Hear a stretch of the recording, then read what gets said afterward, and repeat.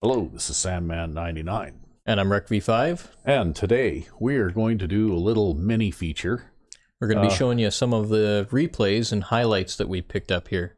Yeah, because we've been collecting the occasional replay for various purposes. Sometimes it's something highly unusual that happens.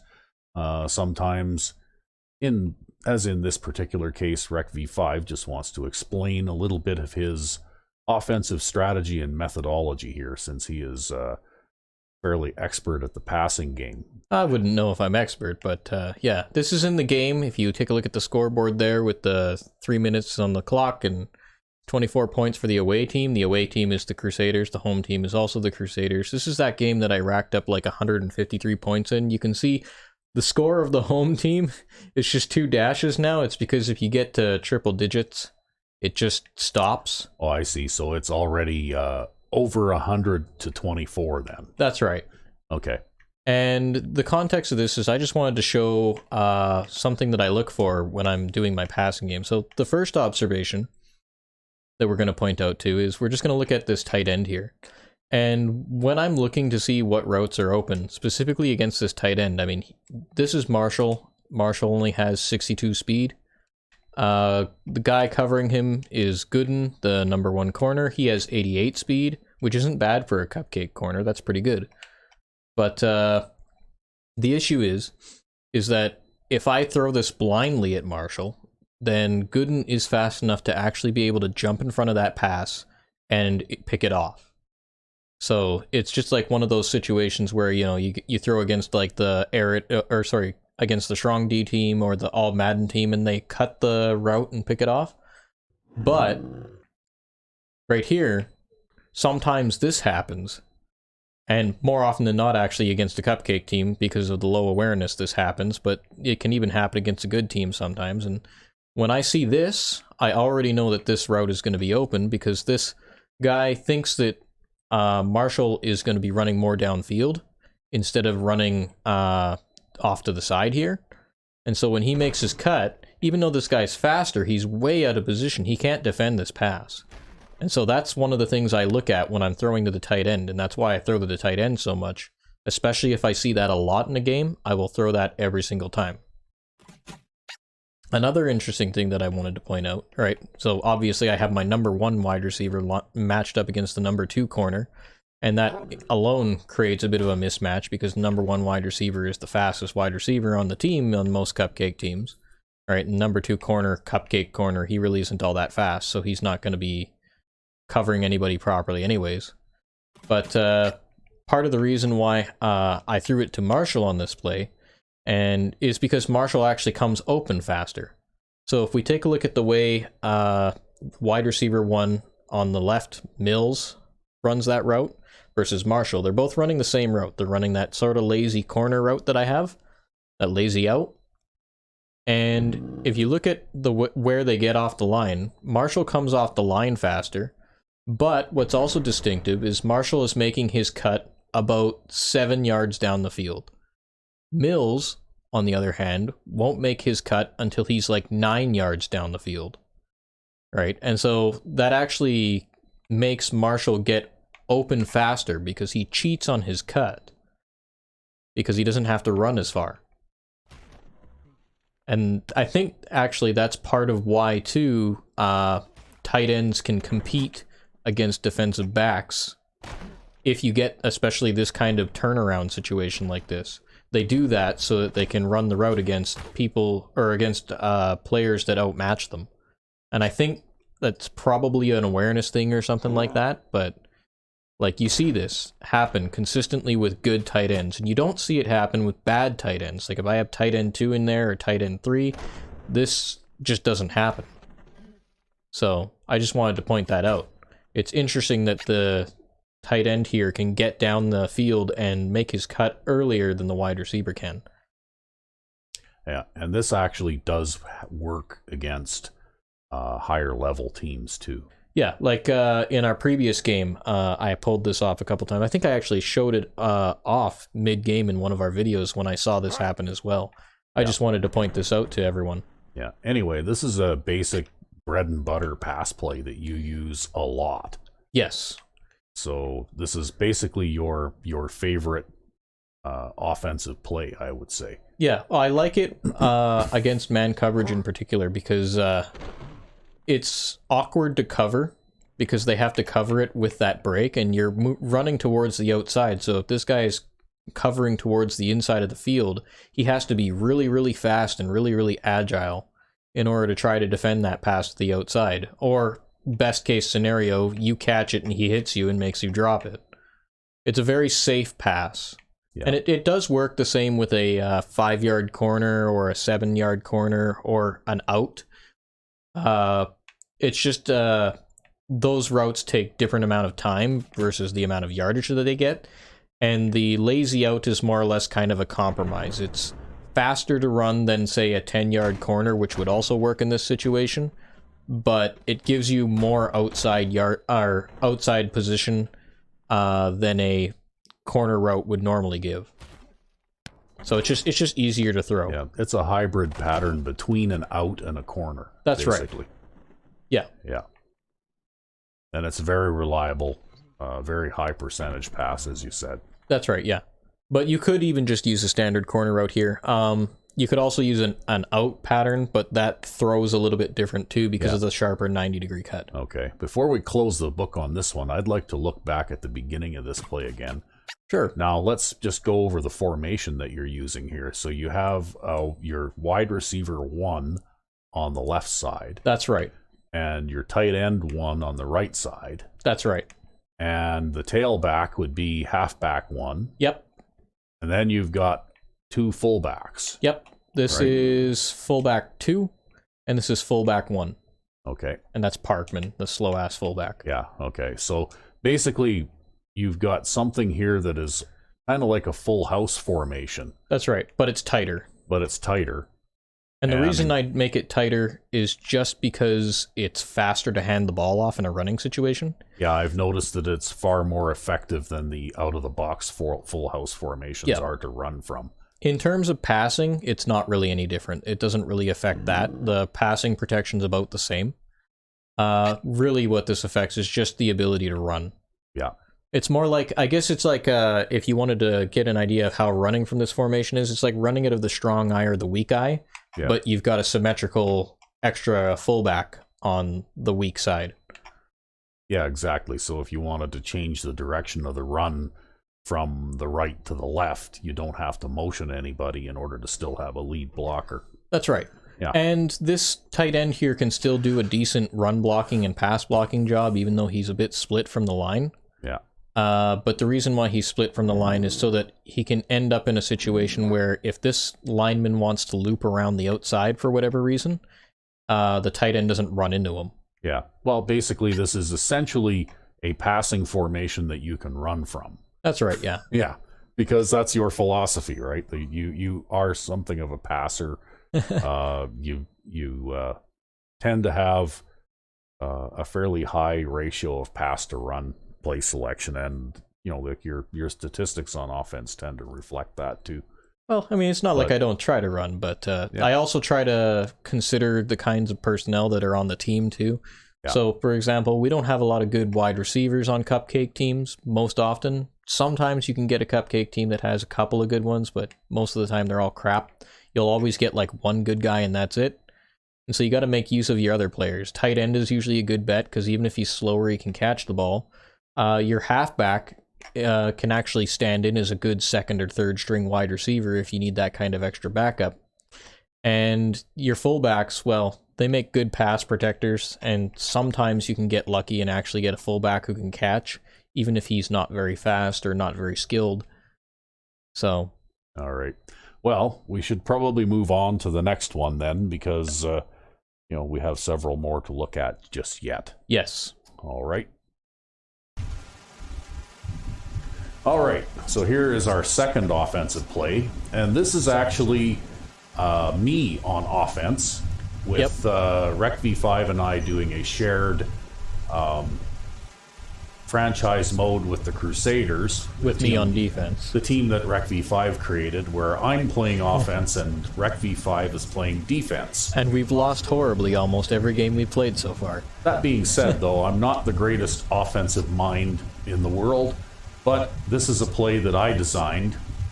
So if we zoom out a little bit from the starting position here, this is single back normal, but you'll notice that there's the slot receiver to the right.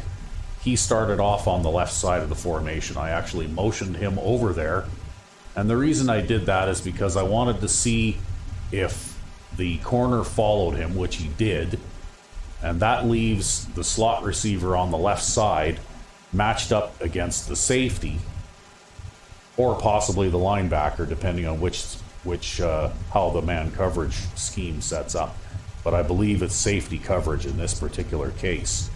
So if we run this through slowly, okay, you'll notice that right away the receiver takes a 45-degree cut. No, he does have linebacker coverage. That safety has responsibility for someone else. So this is a mismatch right away because you've got a slot receiver with a linebacker trying to cover him. And he's running a corner route that I designed, which is also intended to lure a defender into the middle of the field a step and gain some outside position. And then, of course, once the catch is made to the wide open slot receiver, he's just that much faster than that linebacker who is not going to catch him. So there you go. I tried showboating a little bit there, but I guess that defender was still close enough that I couldn't actually high step. I ended up doing a juke instead. Yeah. But anyway, if you watch it closely, watch the route closely here as we go through. That there is basically a 45-degree cut. Then he runs straight ahead for about 5 yards, and then the route just bends toward the sideline at about a 45-degree angle. It's like a deeper version of that little sort of sideline corner that I designed. That's right. In fact, that's where I got the idea for this, except that being a little bit greedier than you, I mean, I don't throw passes as well as you do, but when I do throw a pass, more often than not, I'm trying to throw a long bomb. Yeah. And so that's just exactly what I did here. I threw a long bomb. I mean, I'm not sure how far down the field this went. I think the line of scrimmage was about my 22-yard line or 23-yard line. 23. Yeah. So we had the ball on our 23-yard line, and if we follow this through, right, well, he catches this pass basically at about the 40.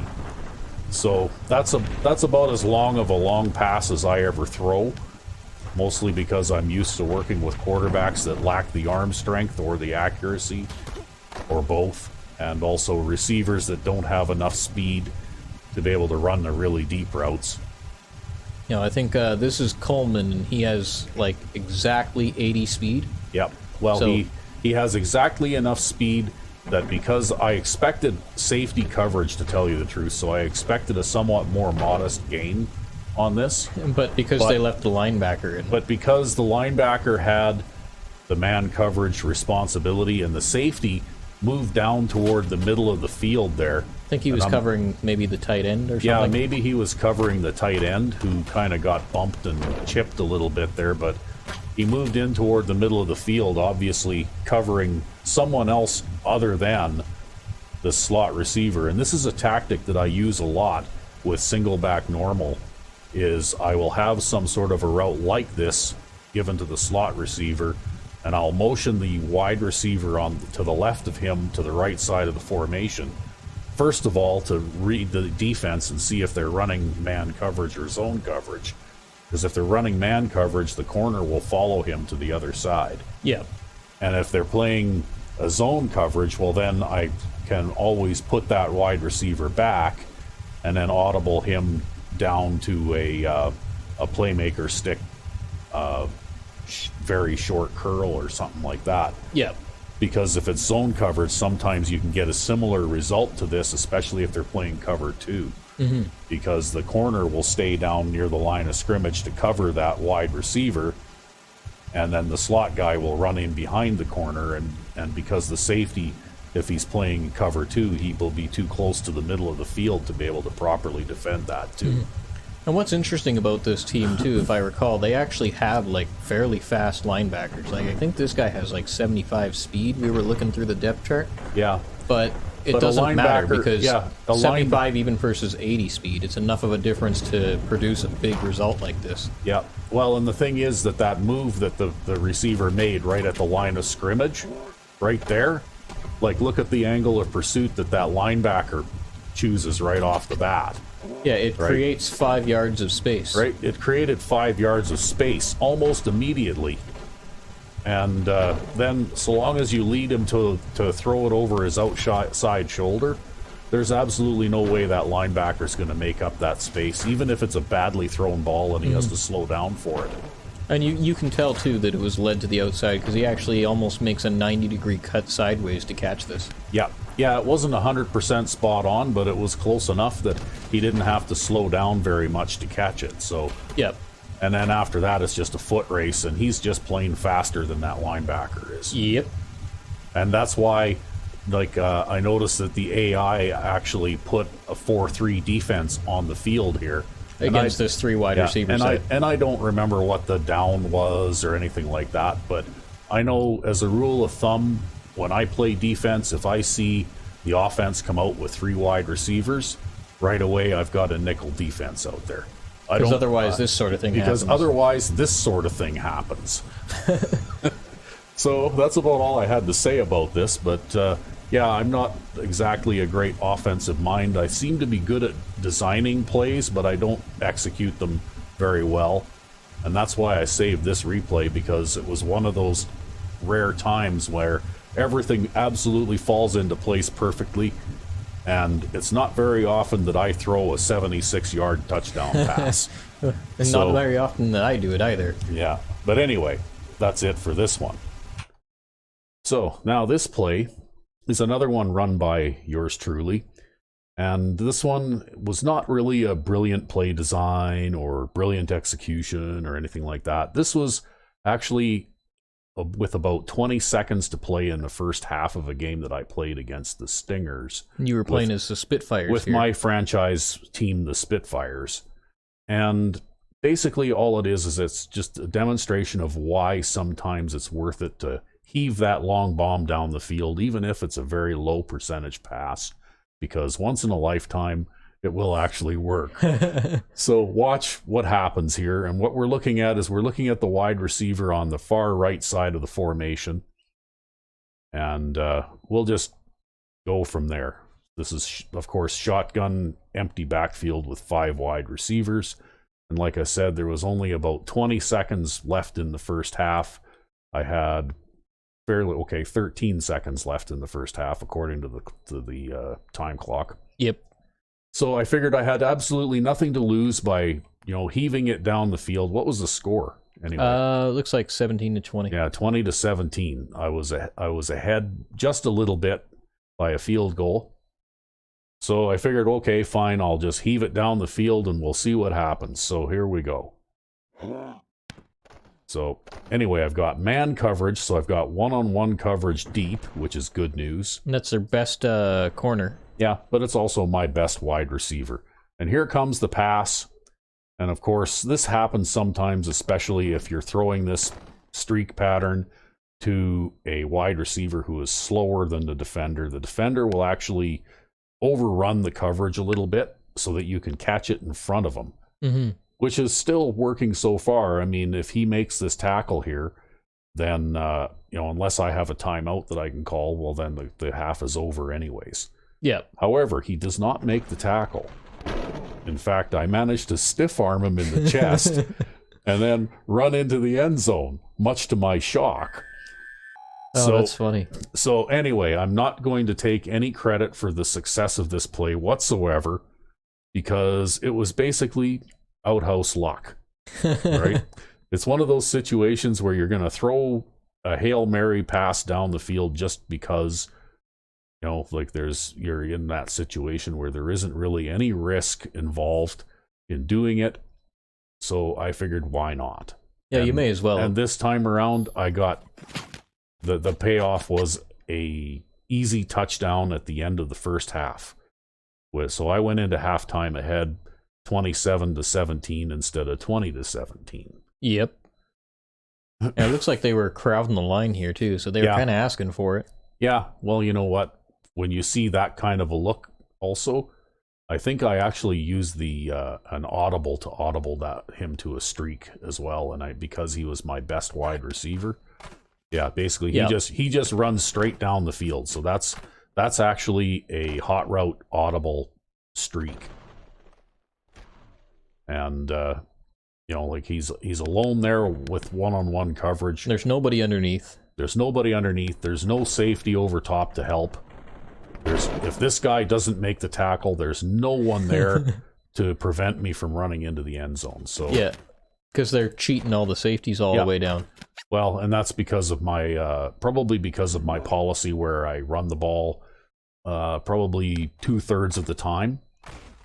And I find that I deal with a lot of defenses where they've got 8 and 9 guys in the box all the time, right? Yep. And so occasionally when I line up in something like this, well, they've already called their defense, I guess, and they're already crowding the line just because that's what they do against me. Anyway, that's about all I wanted to say about that. I think that's it for our saved offensive plays for this time around, too. So we'll move on to defense next then. Well, I like to leave defense for the last because it is the most important part of the game.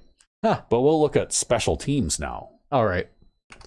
Okay, so we're gonna talk a little bit about special teams now, particularly kickoffs, and in particular the squib kickoff.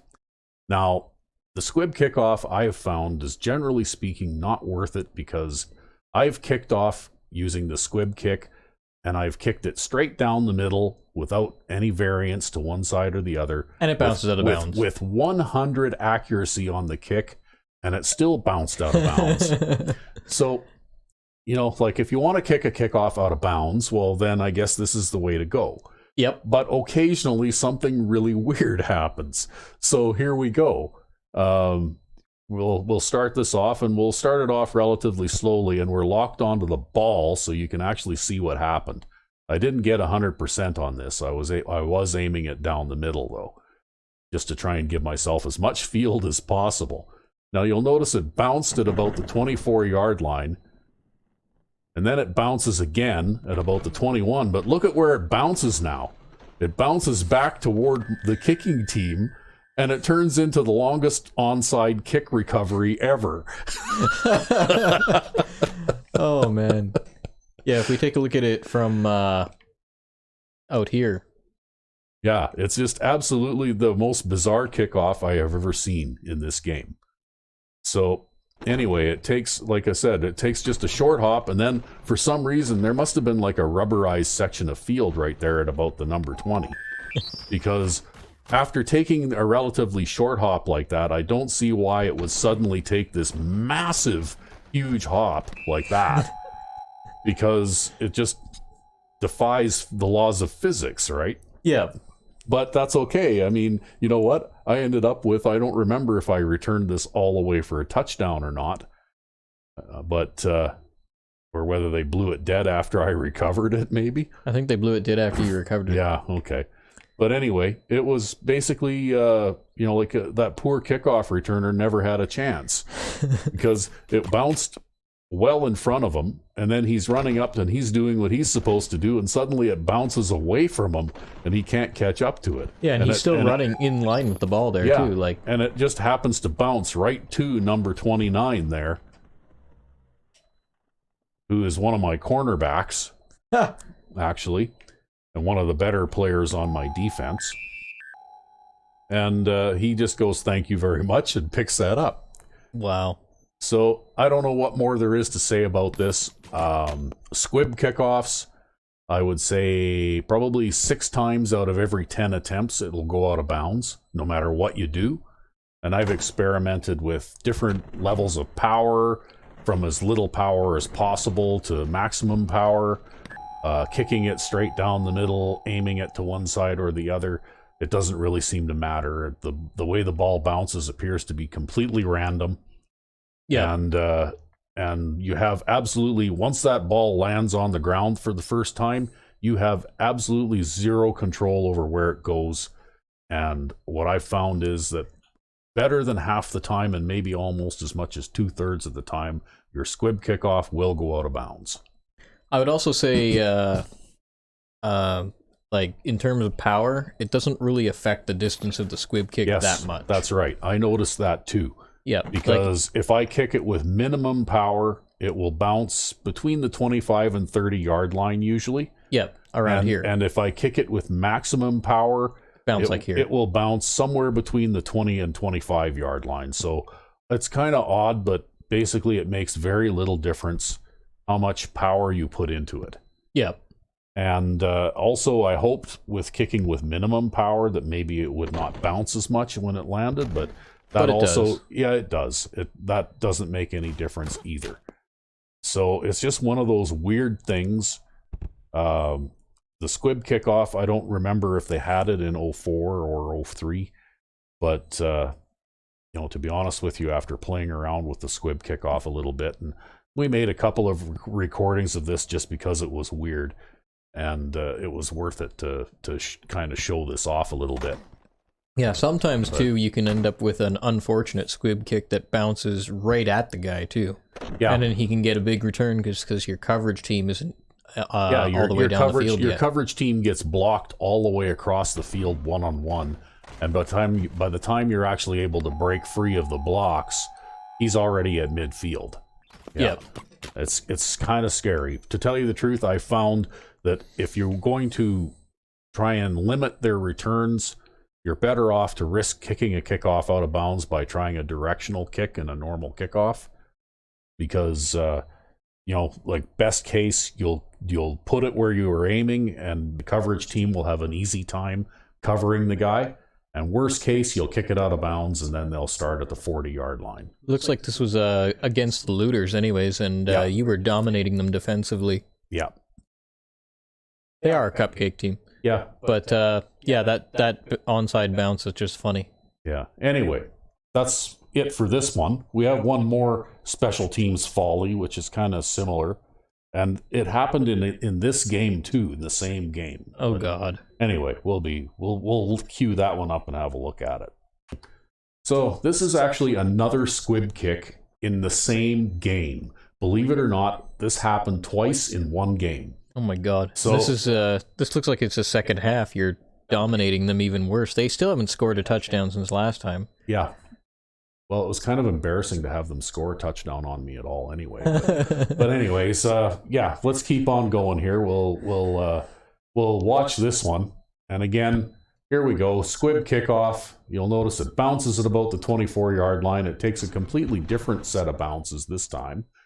And it bounces straight up in the air, and then it kind of bounces around and rolls toward the sideline, and it stops just inside the sideline. And Wallace there tries to dive on the ball, and he misses it. And then number 40 there comes along, and he picks it up. That's his name is Hill. Yeah. Another cornerback. That's dreadful. And, of course, his momentum carries him out of bounds, but I ended up starting with the ball at their 8-yard line.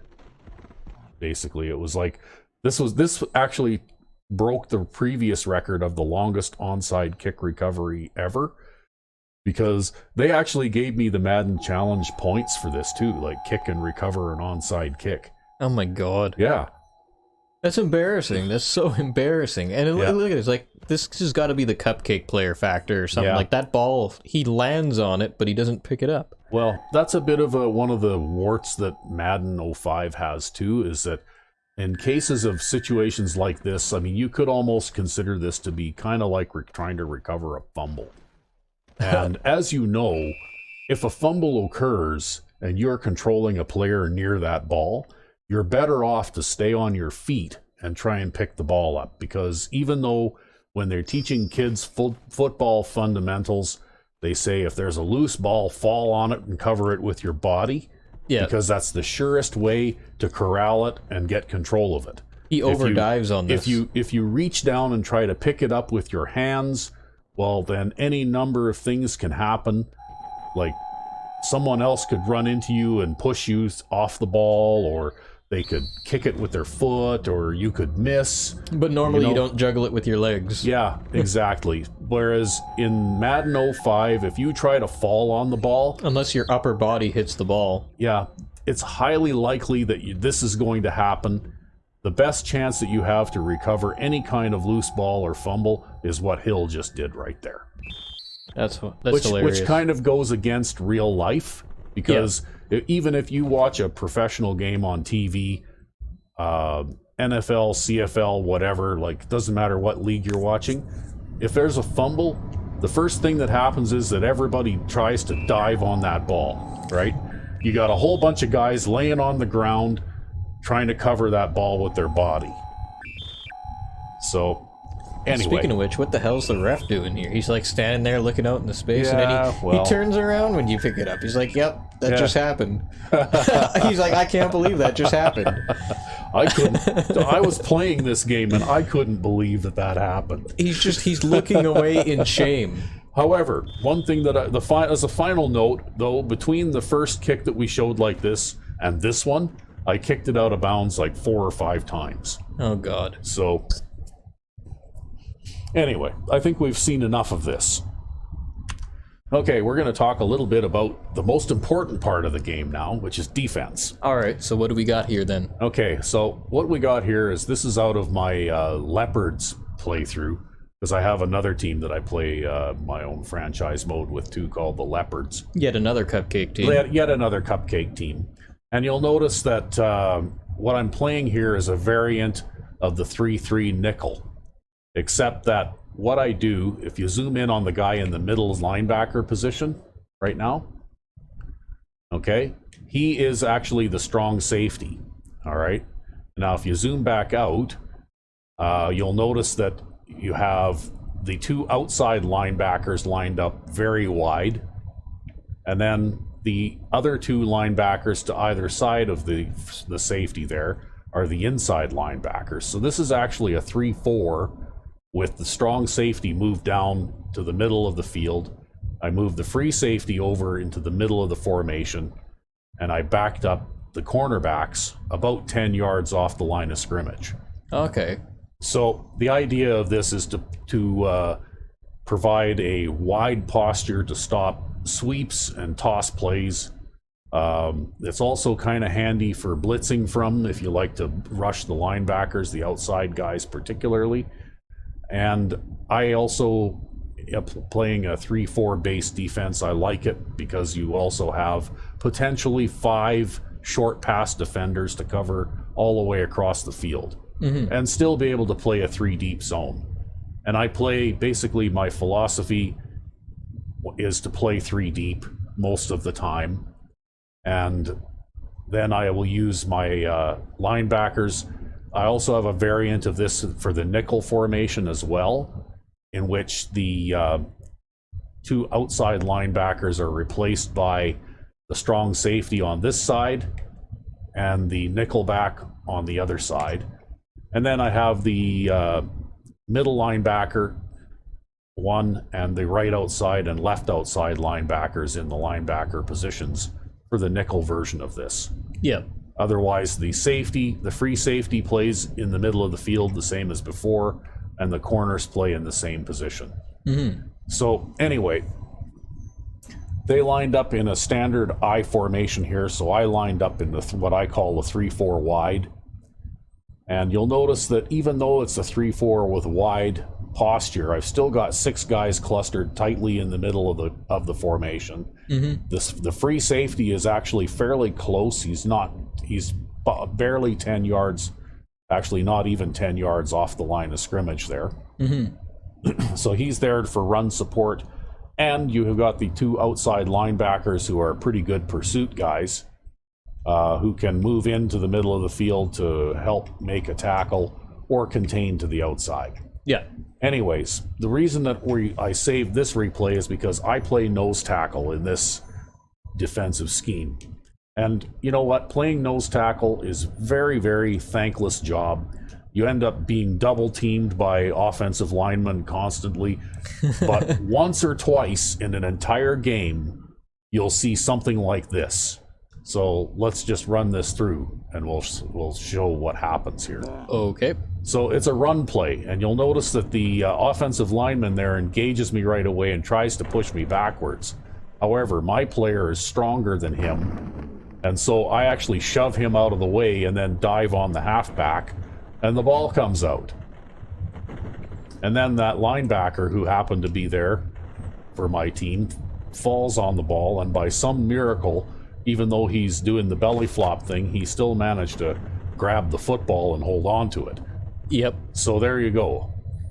I felt pretty good about this because after being stymied for like a considerable amount of time in this game, I finally had some success there, and I managed to shove that offensive lineman backward, and then actually make the tackle in the backfield and force a fumble.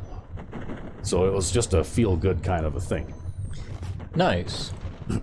So yeah, it looks like the linebacker here too. He hits the ball with his knee and hits it back into his hand. Yeah, I think that was more good luck than good planning. But I didn't have control of him because I was totally committed to like running with King there.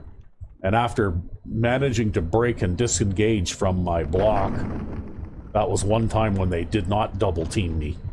Yeah. And when I managed to disengage from my block, then I managed to plow right through there and tackle him. And by the way, King is a cupcake defensive lineman. Mm-hmm. So he's got low 50s for speed. He's actually one of the stronger players on the defensive line with a strength rating of around 82 or something like that. Yep. So obviously that guard for the Goblins there, Burton, well, he stood up like he was going to run block, and then basically, I started to shove, and obviously I could shove harder than he can, and I actually shoved him backward into his own player, which is probably what caused me to be able to break this play up to begin with. Yeah, I think that's what made this play. So, and then also you inadvertently kicked the ball backwards too. Yeah. But anyway, so that's about it for this play. But I do like to play nose tackle. Okay, so this is another defensive play where I'm controlling the nose tackle. This time, though, I'm playing basically what I call a monster defense, except that I play a 5-2. So 5 down linemen and 2 linebackers. One linebacker there, one linebacker there. Yep. And you can see number 43 on the right there. He's the free safety, but he basically is playing like a linebacker in this particular scheme. Yep. So anyways, and then I have the strong safety on the other side of the formation, also playing more or less like a linebacker. That's Vincent. And then the 2 cornerbacks, both lined up about 8 yards off the line of scrimmage. So that they give a bit of a cushion, because we're playing against the bad men here. And they're an all Madden team. And they are an all Madden team. But anyway, I quite frequently will use this alignment when they line up in a standard 2-back alignment with a tight end, because I expect a run more often than not out of this type of formation. They do pass out of this sometimes, though, like as in this case. So anyway, I'm controlling number 54, who is Dante Smith. Or 94, Or Dante Johnson, sorry. Who is my starting defensive tackle, my number 1 defensive tackle. And this is actually season 2. So he's pretty good. Of the Spitfire. So my entire defensive line, they are all rated about 80 or better by now. However, this is basically a variant of the goal line defense, except that in the standard goal line, the guys on either side of Johnson there are the backup defensive ends, whereas I use defensive tackles. So Myers and Jacobs there, they're both defensive tackles as well. Yeah. Okay, and I prefer to put defensive tackles on because they're better against the run. They're bigger, stronger guys. Usually they're better tacklers than the defensive ends are. Yeah. And I use the defensive ends as weapons, and using this type of alignment, that's why I usually have a defensive end leading the league in sacks. Yeah, because he's crashing around the outside because they choose to pick up the tackle. Yeah. But anyway, if we run this play through, this ends up being a pass play. And you'll see that I bump into number 78 and disengage, and then I get double teamed by another player. And then by then, the quarterback throws the ball, and my linebacker, who is kind of playing man coverage because they left a running back in to block. So when that happens, the linebackers kind of hang around in the middle of the field short. So anyway, he throws the pass, my linebacker knocks it down, and this is the first time I have ever seen a nose tackle get an interception. But anyway, I just happened to be bouncing around there because I was just generally getting, like beaten up and abused by the bad men offensive line. Yeah. And I just happened to be in the right place at the right time. Yeah, you're playing a little bit of volleyball, I guess. Yeah. So anyway, that was pretty much it. But like I've learned to be fairly good playing defensive line, and actually with Dante Johnson in season 1, I managed to get 12 user-controlled sacks with this player. But in season 2 at this point, I've only got 3 sacks with him because I think I'm struggling because I'm playing more games against teams like the Bad Men, better quality teams than I had in season 1. Yeah, with better offensive lines, and I'm having trouble getting as much success. I mean, you'll notice I managed to beat the first guy, right? Yep. But then right away, another guy turns around and picks me up, and by the looks of it, I think that's a center even. I could have maybe had a case for holding there or something because he did have a hand on my face mask, but what could you do, right? Well, I think what it is too is what defensive tackle is Jacobs here? Yeah. It looks like the center here is stronger than Jacobs, so he ends up pushing Jacobs backwards, which means you have twice as much work to do. Yeah. And actually, I think there was a play-action pass, too. Like, this was a play-action fake. Yep. But and it was the linebackers, though, obviously, they stayed at home in the middle. And they weren't taken in by this, because by this point, we're about halfway through the season here in season 2. Mm-hmm. So all of my linebackers have, like awareness of 99.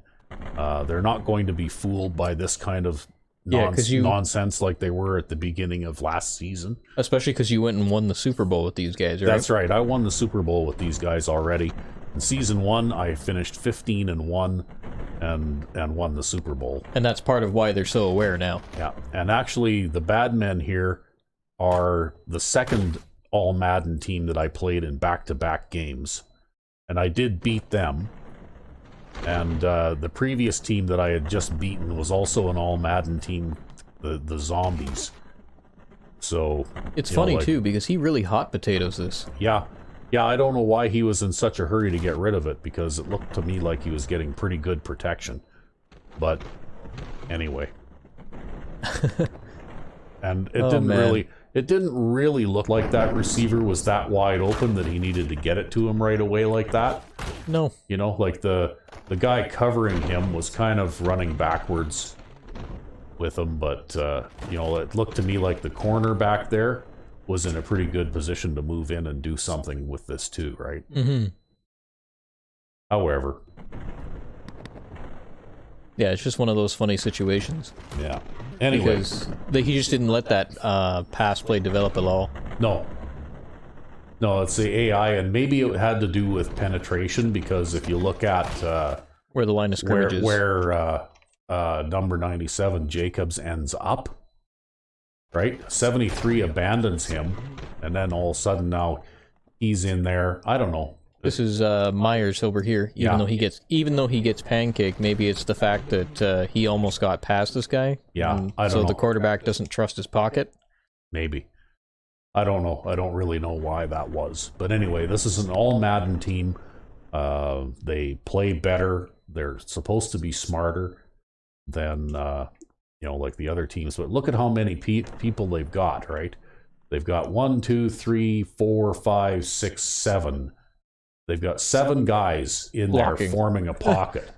So they're only sending 3 receivers out into the pattern, right? Yeah, so why hot potato it? Yeah. And that's what they're doing though too. I noticed that the AI does a lot of that kind of stuff. They'll leave 7 men in to block, because what happens if they don't is that I collapse the pocket on them and I get a lot of sacks. Mm-hmm. So what happens is, especially if I've been getting pressure on them a lot all game long, they'll do that kind of thing. But anyway, that's enough of this for this play. Just wanted to demonstrate that sometimes weird things can happen. Yep. So now we're going to have another look at Season 2 Spitfires. And what you're looking at here is you're looking at my defense against the Miami Guppies. And they're lined up in shotgun 4 wide receivers, and you look like you're in some kind of nickel? Yeah, this is basically a variant of the normal nickel formation. So we've got 2 linebackers, but the guy lined up in the nickel back position on the left side is actually the free safety. And I moved the nickel back into the free safety position in the middle of the field. And on the other side, I moved the strong safety down to match the position that the free safety plays on the other side. Okay. And basically what this is, with the corners playing a big cushion like that, this is basically a blitz package, right? If I'm going to, if you see this, chances are very high that I'm going to be sending 1 or possibly 2 extra people. Mm-hmm. And so in this particular case, it's a blitz with the free safety coming from the left side and the linebacker on the left side of the screen also coming. And watch the nickelback in the free safety position. Watch what he does, because the purpose of this play is not only to try and get a sack, but also I want to try and kind of bait the quarterback into throwing a quick pass into the area that the blitzing safety vacates. Okay. So it's a zone blitz, but if you watch what happens, the guy in the free safety position moves across the field to fill that spot. And if you go back to the right a little bit, you'll notice that the linebacker on the right side, number 57 there, well, he's dropping back into a deep zone to replace the safety that vacated that area. Yeah. And if you go back down to the bottom of the screen again... That's a lineman, ain't it? No, that's a linebacker as well. He's playing a short zone there. Oh no, yeah, you're right. That was the left defensive end who's playing a spy. Yeah. Right? Yeah. And anyway, if you look at this, okay, I accomplished the main goal here, which is to sack the quarterback, because right now that guy is coming. The quarterback obviously doesn't see him. He's even rolling to the right. Yeah, he's even rolling to the right a little bit. He's looking to the right, but it looks like the coverage over on the right side is actually pretty good. Yeah. And he's also, I think, trying to throw a deeper pass. You can see him cock his arm like he's going to throw it. And he turns left at the last minute. And then he gets hit by a missile. Yeah, number 43. Who actually leaves his feet and crushes him. And by the way, when that happens, quite often we get fumbles and things like that too. But the interesting thing about this play is that if you watch the position of the nickelback now, where he is, if the quarterback decides to hot potato the ball out into this area toward where number 82 is running, very often I get interceptions on this play with that particular player. And not only that, but he's covering that curl route too. That's right. He's in an ideal position to basically jump up and snag any pass that's thrown into that area. And the corner there, because he's playing a huge cushion, he's already backed up, and he's in a good position to defend a deep pass if the quarterback tries to throw a long pass. Yeah, and even if the quarterback had hot potatoed it to number 82 there, that would have been a pretty easy pick. Yeah, it's a very, very high chance of creating a turnover, which is why I do this. And if you look at the left defensive end who plays a spy, okay, now very often if they happen to be running a drag route or a short in or something like that, that player will disrupt that pattern. And if you back up slightly again and look, what makes the free safety able to come clean like that is, if you look at it, watch the offensive line and how they engage with the pass rushers here. I'm actually controlling the right defensive end in this particular play, but my mission is to attack the offensive tackle on that side, which I do. And the defensive tackle next to me occupies the guard, and the blitzing linebacker occupies the center. And of course, the right-hand side of the offensive line is occupied. Basically, they're double teaming the defensive tackle on that side. Yep. And since they don't have any running back or tight end left in as extra blockers, well, the quarterback is basically a sitting duck. Right? And he's not going to get away from number 43. And he's not going to... Well, actually, you know what? I have a great deal of success running this play with other players other than number 43. You have a variant where you come from this side too, yeah, right? Oh yeah, I also have a variant of this formation where the nickelback stays in the position where number 43 is here, and number 43 starts in the middle of the field. Is that how you, with on the lifers, is that how you get so many interceptions with Brown? Yes. Brown is the player that we're using on our lifers playthrough as the nickelback. Yep. And Brown right now is leading our team in interceptions, right? And we don't have a number 43 to back us up either. We don't have a number 43 to back us up. Now, I do run this kind of play frequently, but it's not my main bread and butter thing. It's something that I'll mix in half a dozen times throughout the course of a game. Just to show them something different. Actually, when I decide that it's appropriate to bring pressure too. Because most of the time, I'm going to play a 3-3 or a 3-4 based defense, and I'm going to rush 4. You know, like I'll rush the 3 defensive linemen and bring 1 linebacker, just to try and generate a little bit of pressure. But I'm focusing more on coverage, and I play a lot of zone defense, and I play a lot of 3 deep zone defense. And occasionally, though, especially if they have made adjustments and they seem to be taking advantage of that particular defensive scheme, occasionally I'll throw something like this in there just to keep them honest. And it's something that can disrupt the short pass too when you're playing a lot of deep zone, right? Yeah. And believe it or not, this is actually pretty good against the run as well. Well, that's because you got a guy firing in the backfield there. Well, also, even the guy that's not blitzing, if you look at him on the other side, he's wide enough he can contain. He's playing a curl flat zone.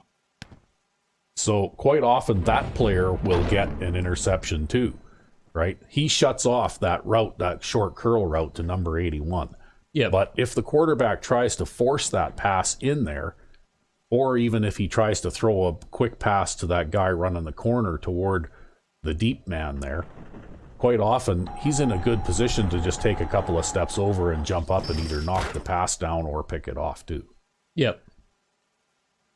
So anyway, that is the anatomy of my method for playing nickel. And if I'm going to play nickel, I'm going to go after the quarterback, and I'm going to try and generate lots and lots of pressure and hopefully force a turnover. Mm-hmm. That's my philosophy. I'm not looking at coverage here. In fact, if I'm sending 6, I'm really only leaving 5 guys back to cover. But where they're positioned is every bit as important as how many of them there are. And if you watch, the one soft spot in this zone would be right there where you were just looking, the linebacker. But there's no time to throw that. Because the linebacker might be a little bit slow compared to their tight end to be able to play a deep zone. But they're throwing that pattern is to a tight end, so it's not the end of the world if he does catch a pass there. The corners have plenty of speed to come over and bring him down. And he doesn't have time to throw it anyways. And he doesn't have time to throw this pass anyway. And that's basically my philosophy too, is that if I don't get the sack here, I want to pressure him and hurry him enough that he does not have time to throw a deep pass. He has to throw a short pass, or he has to eat the ball.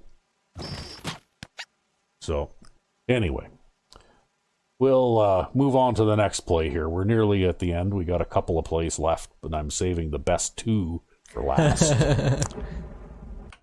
All right, so this is another play by myself controlling Dante Johnson. This is from season 1 against the Cleveland Bulldogs. And as you can see, I'm controlling number 94, Dante Johnson. And this is a pass play. They're in the shotgun with 4 wide receivers and a halfback. And the situation is that I'm up 42-14 right now. And I'm basically playing a variant of the monster defense, but with 6 defensive backs. So 5 defensive linemen and 6 defensive backs. And we're playing a mixture of deep zone and man coverages. So in situations like this, I'll probably play at least 3 deep and then have 3 man-to-man or 4 deep and 2 man-to-man. Mm-hmm. But anyway, if we start this play here, this is my all-time favorite defensive play. I just absolutely love this one. You'll notice that I get engaged by the right guard right away. And I'm sort of shoving him and trying to move off of him, and I manage to disengage from him. And then the left guard tries to pick me up, and I manage to beat him. And then I get in there and I wrap the quarterback up and haul him down. So that's a user-controlled sack by the nose tackle, beating a double team. Nice. But if you zoom back and look further, well, we'll run through it one more time up close here. Basically, this is using the shove and the like arm over and the swim moves and that kind of stuff. Like I'm basically using every move that there is in the book, right? Yeah. And I managed to push my way through there and get him and bring him down. And this is my favorite defensive play of all time, just about, because I just love that kind of stuff. But anyway, if we go back and look at this from a wider point of view, a number of things made this possible. And one of the things that made this possible is the fact that I was ahead 42-14. With just a couple of seconds left in the quarter. And, like they're going to be throwing a long pass here. And it looks to me like they're throwing some kind of a all streaks or something like that. Look at that. They even left the halfback in the block. Yeah, this actually looks like the stock Hail Mary play. Yeah. And he actually cut blocked the left defensive end. So anyway, yeah, like basically he's sending 4 receivers deep. And you'll notice that it looks like I'm obviously playing deep coverage because I've got them outnumbered 3-2 on both sides of the field. Yep. So if he's going to throw this ball, chances are he's going to throw it into a crowd no matter which side of the field he throws it to. And it looks like he stood there and just thought about it a little bit too long, maybe. I don't know. Yeah, well, he does this pump fake. Yeah, he does the pump fake thing, and then basically I make him eat the ball. But anyways, if you back up a little bit here, like with this player, I managed to get 12 user-controlled sacks. Nice. In the season. But I was not the sack leader on the team by any means. If you back up a little bit more, okay, and watch the left defensive end, that guy got 32 sacks in season 1, okay? Number 90 there, Simpson. And the reason that he got 32 sacks is because if you watch the way that this play develops, well, the right tackle moves in and tries to block number 97, and that's because I'm occupying the right guard, and number 92 is tied up with the center. So basically what this is it's a one-on-one matchup between the halfback that's left in to block and Simpson. And this time around, Simpson got cut blocked. But oftentimes he'll just pancake. Oftentimes he'll just leave a big footprint in that halfback's chest on his way to the quarterback. Yeah. Right? Like the only way to stop or even slow him down is to cut block him, because against a halfback, most of the time it's a mismatch, right? Yeah, and he was actually your second string left end in this particular season, was he not? Yeah, because the first string guy got injured. But usually what'll happen in that situation is he pancakes the halfback, and I'm not the one who gets the sack, because the amount of time it takes me to get there, he's already there. Right? Mm-hmm. So anyway, he ended up with 32 sacks. My team, as a team, led the league in sacks by a lot. Because, let's face it, you got a defensive lineman with 32 sacks and another one with 12. I mean, you know, like usually the league leader in sacks has got somewhere approaching 20. Yeah. Right, by the end of the season. So, you know, like that's pretty good production. But anyway, that's enough of this. Like I said, this is my favorite all-time defensive play. I just love it when a plan comes together. And basically what I'm playing here is I'm playing a variant of the monster, again, like I said, with 6 defensive backs. And we're basically playing like a combination of man and zone coverage there. Because what I'm doing is basically not letting them have anything deep. So, we got one more play to look at, and we're saving the best for last. Huh. So, here we go. Okay, we're back. This is the best play, the best defensive play of all time. Ha! Yeah, and this okay. this is Rec V5, who plays a little bit of defense in another franchise mode that he and I are sharing, where we've swapped roles and I'm playing offense, haha. And again, are losing horribly. And yeah, well, the fact is, though, you're not getting very much support from your offense. But anyway, Rec V5 was playing, has a little bit different defensive philosophy than I do, but he plays basically a base 4-3. That's right, yeah. I play a base 4-3, and I like to favor a nickel in particular. And on this particular play, I actually can't rewind it anymore because the play was so long. But I'm playing a nickel, and I was controlling the defensive tackle here, McGrady. I like to control the defensive tackle, and I line up across from the center, and I like to eat up the center's block. But in this particular situation, I actually slipped the center, and the left end Mac ended up getting picked up by the guard and sort of getting tangled up with their center there and all sorts of junk like that. I don't even know what's going on there. But this is a play action pass. And my linebacker made the tackle. He bit on the play fake. And my other linebacker, I think he's right here. He's playing coverage.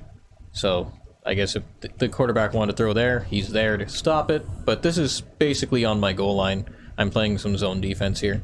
But what ends up happening is I slip through the line here. I beat the center, and I hit the quarterback almost immediately, like as soon as the play fake is done, pretty much.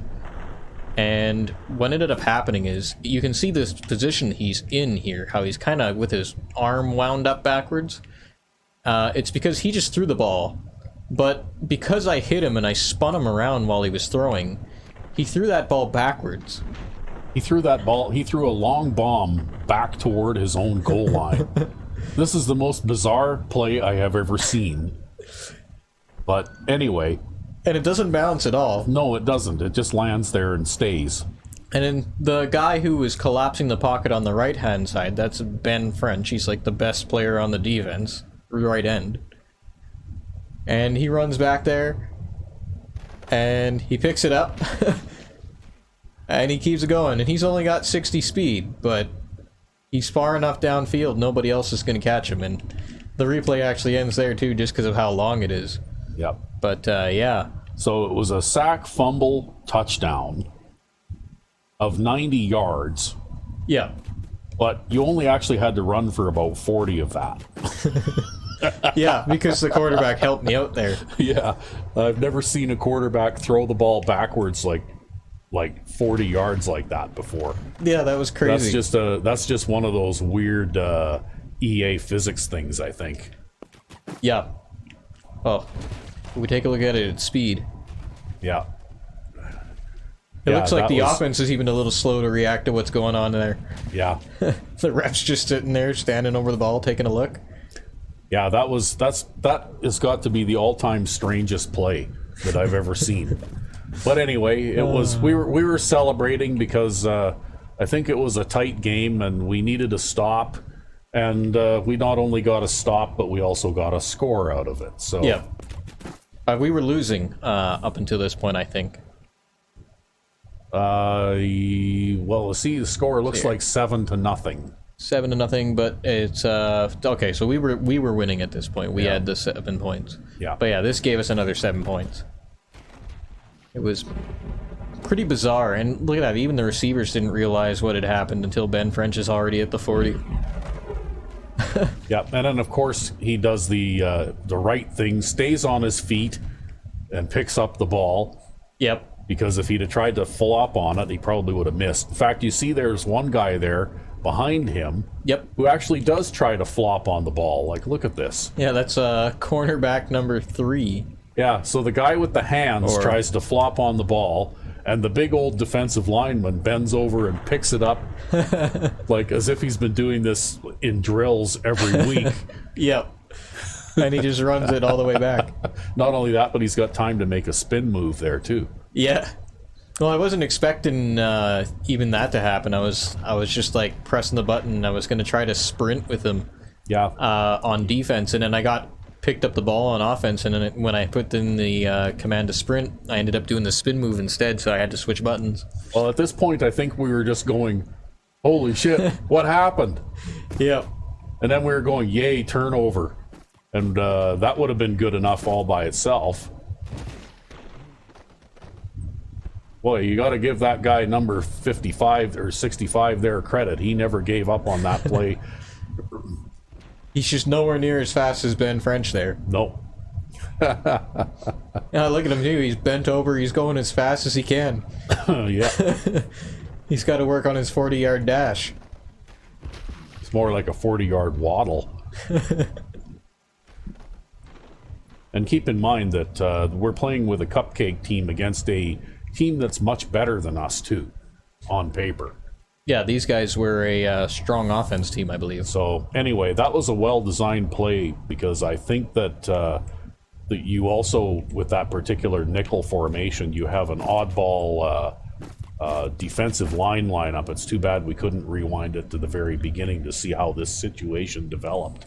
Yeah, but basically the lineup is, it's not quite a standard nickel. It's close to a standard nickel. But what ends up happening is we've got, so let's see here. So we've got Jones over here, and he is playing just the normal nickel position. So I believe he's the nickel back. I think Johnson's actually the safety. But in this particular setup, the line is shifted slightly to the right by default, and the linebackers are shifted over to the wide side.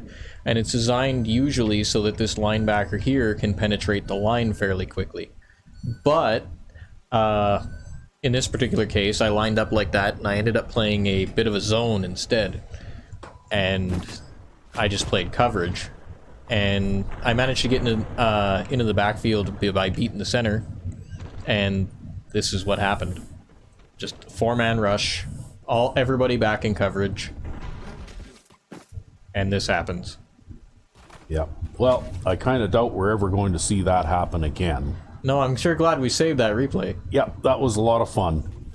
Anyway, we'll have to do this again sometime, a little bit later. But we don't have enough room on our memory card to continue to save them, so we're going to have to purge the old ones, but we've recorded them here for posterity. And we'll, next time we do a little feature like this, we'll have more and different replays to show. I'll have to make more of an effort to save some more of my replays too. Yeah. But yeah, so I hope you guys enjoyed this, and yeah. Now back to the grind of the regular season. So, until we meet again to watch our next game, I'm Sandman99. And I'm RecV5. Have a good one. Yep.